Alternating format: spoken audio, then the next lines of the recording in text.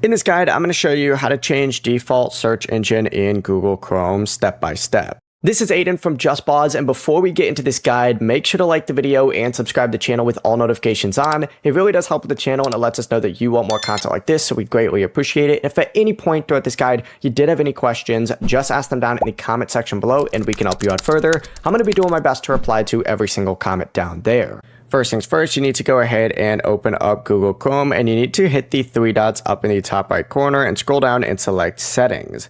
On this left, you need to go ahead and find search engine. Go ahead and open that up, and then next to your current search engine, you need to go ahead and hit change. Now you're going to see all of your available options such as Google, Yandex, DuckDuckGo, Yahoo. These are just my options right here. Select whatever search engine you want to use, and once selected, Chrome will automatically use whenever you search from the address bar. You can just hit set as default to set it.